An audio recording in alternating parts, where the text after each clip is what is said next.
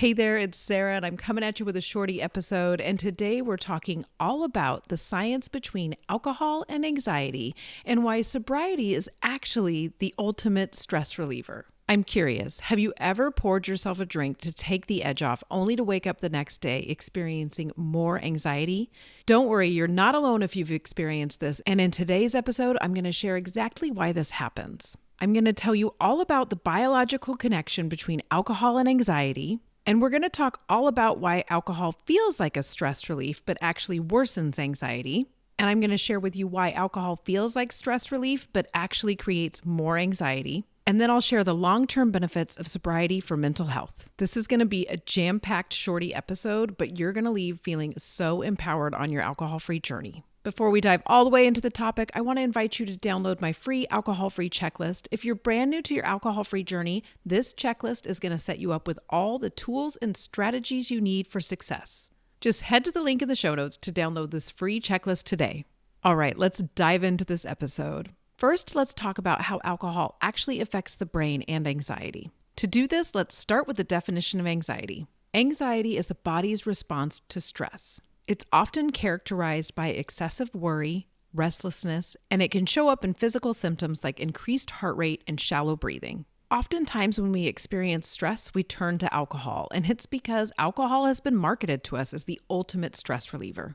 But it actually disrupts our brain's natural anxiety regulation. Let's find out exactly how it does this. When we drink, alcohol increases GABA. GABA is a neurotransmitter that calms the nervous system, and this is why drinking feels relaxing at first. As alcohol is enhancing GABA, it's actually decreasing glutamate, and glutamate is what keeps the brain active and alert. Normally, GABA and glutamate work hand in hand naturally in our brain to help us relax and then wake up, and then relax and then wake up. And it really should work in this nice give and take. But when we drink alcohol, it stops working that way because glutamate is being suppressed. So it's not there to say, hey, it's time to wake up, brain. It's time to start working again. So instead, we're just getting that increased GABA.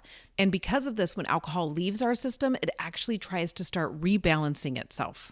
That means that the brain starts to reduce GABA and increase glutamate, and this is why we often feel so anxious the next day after drinking. This is what we often refer to as hangxiety, which is a term I didn't even know when I was a drinker, but when I quit drinking, I started hearing people say it, and I was like, oh my gosh, hangxiety. That is the perfect way to explain my hangovers. Obviously, my hangovers had physical symptoms like feeling upset to my stomach, having a headache, feeling tired and lethargic, but I was always filled with so much anxiety. And that anxiety would tend to go to things that were going to happen in the future, like way far in the future. And I would start majorly future tripping. And I would often have to tell myself, stop stressing out, stop being so anxious. I would also tell myself, don't worry, you're not going to feel as anxious about this tomorrow, because I started realizing that the next day I didn't have that anxiety, but I never really paired it together as a symptom of a hangover. Now, you know after listening to this episode that it is a symptom of the hangover, and having this knowledge makes it easier for you to say, no, I'm not going to have a drink anymore. When the brain starts saying, you should have a drink to relax, you can actually start saying, no, that's not actually going to help. Maybe I'll feel better in the moment, but tomorrow it's actually going to be worse, which is not what we want, right?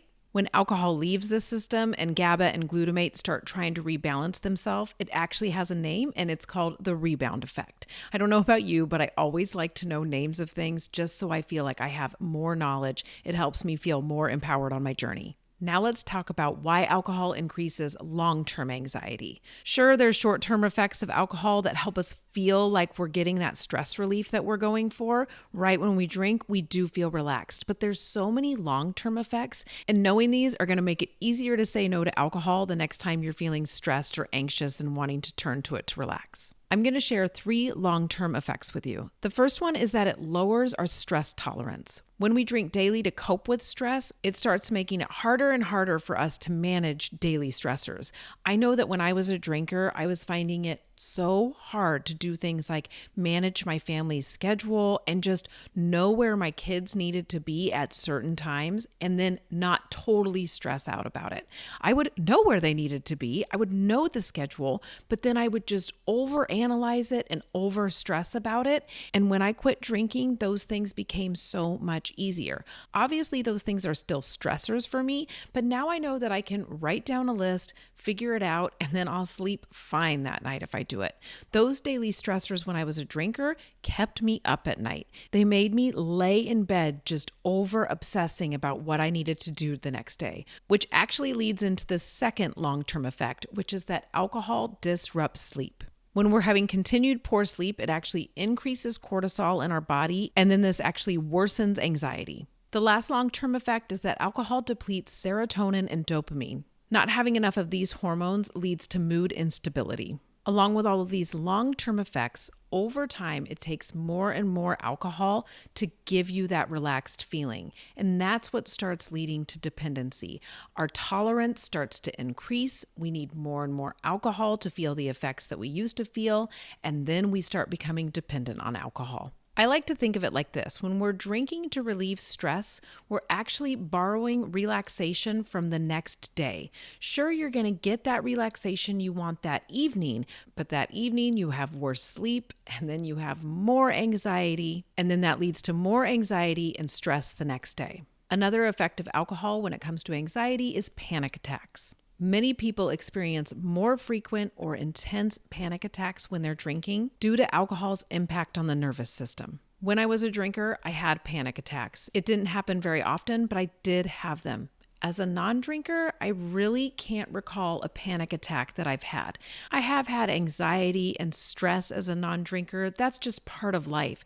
But now my body and my nervous system can actually regulate that stress in a more healthy way. Now let's talk about how sobriety naturally reduces anxiety. Within a few weeks of quitting drinking, you're actually going to feel short-term benefits when it comes to your anxiety.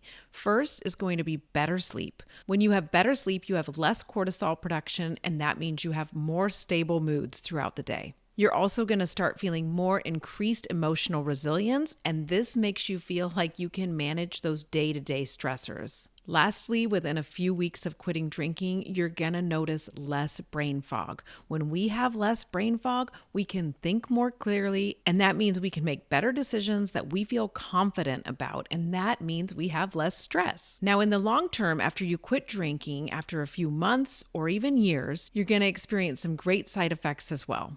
First, you're going to start rewiring your brain's natural reward system. This means that you're actually going to start getting natural dopamine boosts from healthy habits. This is a much better way to get your dopamine than getting it from alcohol. When we get it from alcohol, it's like we turn on a fire hose of dopamine, and it's actually just too much, and then our dopamine receptors drop really fast, and then we want more alcohol. When you're getting it in natural boosts throughout the day, which I hear some people call dopamine drips, and I just love that terminology. When you're getting dopamine drips throughout the day, it means that your dopamine is actually going to be more stable, no more dopamine receptor crashes, and you're just feeling less anxious overall. You're also going to build a stronger stress response, and this means that your body learns to regulate anxiety without artificial interference.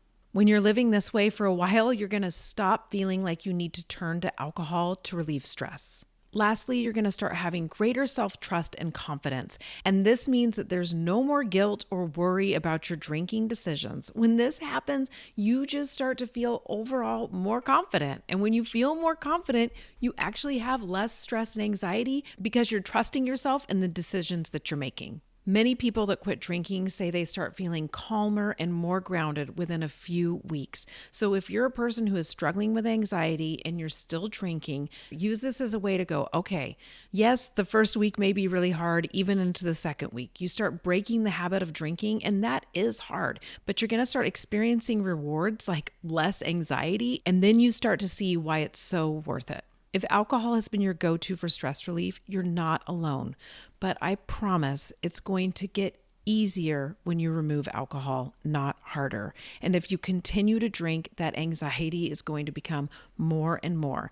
Now you know how it actually works in the brain. Use this knowledge to empower you on your journey and start understanding and start seeing that alcohol may have managed your stress, but now you are actually going to start decreasing your stress and anxiety without alcohol. I really hope this episode helps, and if you haven't already, be sure to head to the link in the show notes and download that free alcohol-free checklist. And if you enjoyed this episode, be sure to leave a review and rating. All right, I'll be in your ear in the next episode.